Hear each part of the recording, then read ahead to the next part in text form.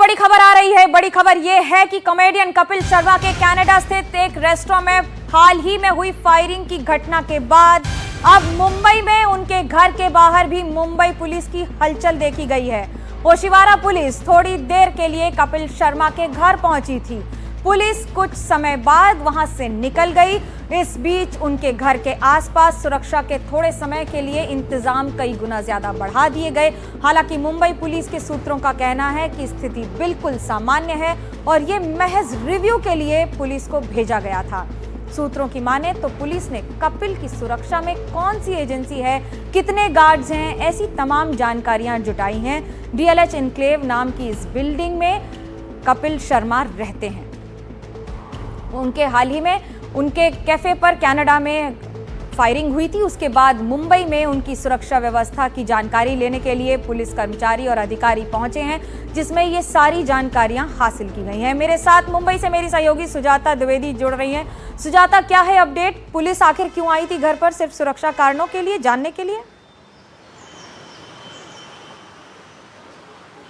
जी देखिए, सबसे पहले तो मुंबई पुलिस के सूत्रों का कहना है कि ये मामला इतना संगीन नहीं है जिसके चलते पुलिस यहाँ पर पहुंची थी। उनका कहना है कि एक रूटीन विजिट था जिसके चलते ओशिवारा पुलिस स्टेशन के कुछ कांस्टेबल जो हैं वो यहाँ पर आए थे। हम इस समय डीएलएच एन्क्लेव इस इमारत के बाहर ही खड़े हैं और अगर आपको दिखाए तो ये वही बिल्डिंग है जिसमें कपिल शर्मा अपने परिवार के साथ रहते हैं और इस बिल्डिंग के 7वें और 9वें मंजिल पर कपिल शर्मा रहते हैं। लेकिन हमें ये जानकारी मिल रही है कि ये जो इस पूरे बिल्डिंग में जो, और क्योंकि पुलिस यहाँ पर पहुंची थी तो हालात बिल्कुल सामान्य हैं और ये महज एक रिव्यू के लिए पुलिस को भेजा गया था। नीचे जो तमाम सिक्योरिटी गार्ड मौजूद हैं उनसे पूछताछ की गई और साथ ही उन्हें पूछा गया कि आखिर कौन सी वो सिक्योरिटी एजेंसी है जो कपिल शर्मा को सुरक्षा मुहैया कराती है, कितने गार्ड्स उनके साथ मौजूद रहते हैं। और इसी के साथ एक टीम जो है वो कपिल शर्मा के गोरेगांव की फिल्म सिटी में स्थित उनके सेट पर भी गई, जहाँ पर उनके शूटिंग के दौरान क्या कुछ वहाँ पर सुरक्षा के पुख्ता इंतजाम होते हैं इसके बारे में भी जानकारी ली गई है। हालांकि फिलहाल इसमें कोई भी जो है उन्हें एडिशनल सिक्योरिटी दी गई हो या उनकी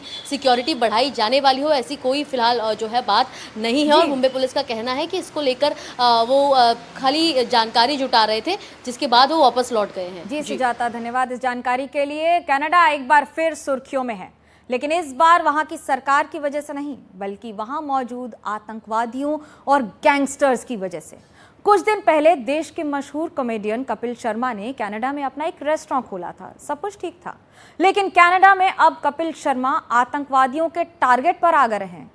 क्यों आ गए हैं, देखिए इस रिपोर्ट में। बुधवार रात कनाडा के ब्रिटिश कोलंबिया का सरे इलाका, सब कुछ सामान्य था। रात का अंधेरा, सन्नाटे को चीरती एक कार आई, कपिल शर्मा के कैफे के सामने रुकी। कार के अंदर से एक शख्स ने रिवॉल्वर निकाली और दे दनादन फायरिंग करना शुरू कर दिया।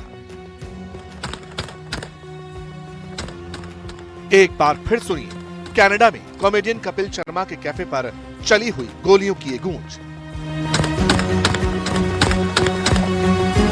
जो कपिल शर्मा अपने शो से दुनिया को हंसाते हैं, देश विदेश में मशहूर हैं। बड़े बड़े कलाकार जिनके शो पर अपनी फिल्मों को प्रमोट करने आते हैं, वो कपिल शर्मा अचानक से कनाडा में दहशतगर्दों के रडार पर आ चुके हैं। सवाल है, आखिर कनाडा में कॉमेडियन कपिल शर्मा किसके टारगेट पर है? कनाडा में कपिल शर्मा के रेस्टोरेंट पर किसने गोलियां चला? क्या कपिल शर्मा को कोई धमकी दी गई है? क्या कपिल शर्मा के रेस्टोरेंट से किसी को एतराज है? कपिल शर्मा के रेस्टोरेंट पर गोलियां क्यों चलाई गई? वारदात के बाद लोकल पुलिस मौके पर पहुंची और जांच शुरू कर दी। अच्छी बात यह है कि इस गोलीबारी में किसी को नुकसान नहीं पहुंचा। हालांकि जांच का दायरा जब तक आगे बढ़ता तब तक एक पोस्टर सोशल मीडिया पर सर्कुलेट होने लगा और गोलीबारी के राज खुलते चले गए। भारत की नेशनल इन्वेस्टिगेशन एजेंसी ने जिस मोस्ट वांटेड आतंकवादी को लेकर यह पोस्टर निकाला था, उसी दहशतगर्द ने कपिल शर्मा के कैफे पर गोलीबारी की जिम्मेदारी ली। नाम हरजीत सिंह उर्फ लाडी, बब्बर खालसा का आतंकवादी। मोस्ट वांटेड के सिर पर 10 लाख का इनाम। एनडीटीवी को मिली जानकारी के मुताबिक इसी दहशतगर्द के कहने पर कपिल शर्मा की कैप्स कैफे को टारगेट किया गया। ये कपिल शर्मा का पहला इंटरनेशनल रेस्टोरेंट प्रोजेक्ट है। अब सवाल है कि एक आतंकवादी का कपिल शर्मा से क्या झगड़ा था? ऐसी क्या बात थी जो गोलियां चलने लगी? क्या ये कपिल के लिए कोई संदेश था? सोर्सेस के मुताबिक इससे लेकर भी सोशल मीडिया पर एक पोस्ट फ्लोट की गई। पोस्ट में हमले की जानकारी और उसकी वजह लिखी गई। कहा गया कि हाल ही में कपिल शर्मा के शो में एक किरदार ने धार्मिक भावनाओं को आहत करने का काम किया। ऐसी टिप्पणी की जिससे भावनाएं आहत हुई और ये हमारी परंपरा का मजाक उड़ाना जैसा है। कॉमेडी के नाम पर किसी को भी धार्मिक पहचान से खिलवाड़ की इजाजत नहीं है। हमने कपिल शर्मा के मैनेजर से लगातार संपर्क साधने की कोशिश की, लेकिन कोई जवाब नहीं आया। हमारी कॉल को इग्नोर कर दिया गया। अगर कपिल शर्मा ने सार्वजनिक तौर पर माफी नहीं मांगी तो अंजाम भुगतना होगा। अब ऐसा पहली बार नहीं है जब इस तरह किसी सेलिब्रिटी के नाम पर उनके काम को लेकर कनाडा से धमकी मिली हो। ये सिलसिला पुराना है। हालांकि इस गोलीबारी के बाद सुरक्षा एजेंसियां और मुंबई पुलिस अलर्ट मोड पर है। जानकारी ये भी मिली है कि कपिल शर्मा के रेस्टोरेंट और उसके नजदीक बनी दूसरी बिल्डिंग जिस पर फायरिंग हुई, उसका मालिक कोई और है।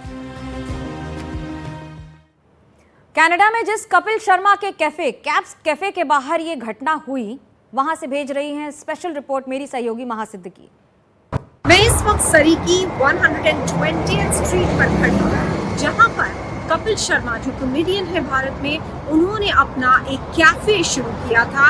इस कैफे का नाम है कैप कैफे, जो आप मेरे पीछे देख सकते हैं। और ये आज सुर्खियों में बना हुआ है क्योंकि ये हफ्ते भर पहले ही स्टार्ट हुआ है, यानी कि इसका इनॉग्रेशन या सॉफ्ट लॉन्च हुआ था, लेकिन हफ्ते के अंदर ही इस पर एक टारगेटेड अटैक हुआ, जो कि आज सुबह 1:50 के करीब सरी पुलिस ने बोला कि उनको कॉल दी गई, जिसमें उनको बताया गया कि यहाँ पर एक अटैक हुआ है, शूट आउट हुआ है। और आप देख सकते हैं, अभी मैं आपको यहाँ पर जो प्रॉपर्टी को डैमेज हुआ है वो दिखाती हूँ। ये देख सकते हैं आपकी यहाँ पे जो ग्लास है, जो विंडोज़ हैं, वो बिल्कुल शैटर हो गई हैं, बिल्कुल टूट गई हैं और कांच ही कांच पूरी तरफ पड़ा हुआ है यहाँ पर। तो डैमेज जो प्रॉपर्टी को हुआ वो इस वजह से हुआ क्योंकि बिल्कुल सड़क के पार उस तरफ आप देखेंगे, वहाँ से 8 राउंड्स शूटिंग हुई और सीधे इस तरफ यहाँ पर लगी। उस वक्त इस एस्टैब्लिशमेंट के अंदर स्टाफ था, कोई पेट्रन्स नहीं थे, लेकिन स्टाफ ज़रूर मौजूद था। सरी पुलिस के स्टेटमेंट के मुताबिक किसी भी स्टाफ को कोई इंजरी नहीं आई है और वो इस वक्त इन्वेस्टिगेट कर रहे हैं। जो सरी पुलिस की फ्रंटलाइन इन्वेस्टिगेशन सपोर्ट टीम है, वो ये जानने की कोशिश कर रही है कि इस अटैक के पीछे क्या मोटिव हो सकता है, क्या कोई पुराना इंसिडेंट जो यहाँ पर और एक्सटॉर्शन या थ्रेट कॉल्स के हुए हैं, क्या उनमें कोई लिंक हो सकता है, क्या वो जुड़े हुए हैं। ये सब पता करने के लिए अभी सरी पुलिस इस केस की तहकीकात में जुटी हुई है। ये पहला मौका नहीं है जब कनाडा में निशाने पर भारतीय कलाकार आए हैं। इसके पहले भी आ चुके हैं। 9 जुलाई 2025 को जब कॉमेडियन कपिल शर्मा के इस कैप्स कैफे पर फायरिंग हुई है, यानी कि पहली घटना ये नहीं है। इसके पहले की आपको घटनाएं बता दें हम, इसके पहले भी कई घटनाएं हुई हैं। 4 फरवरी 2025 को सिंगर प्रेम ढिल्लों के घर पर गोलीबारी हुई थी। नवंबर 2024 पर भी इसी तरह की घटना हुई थी टोरंटो के एक स्टूडियो में, जहां 100 राउंड फायरिंग की स्टूडियो में फायरिंग की गई थी और भारतीय सिंगर्स भी मौजूद थे। ये एक प्लान्ड वे में किया जाता है भारतीय कलाकारों को टारगेट करते हुए। ये सवाल आज भी खड़ा है।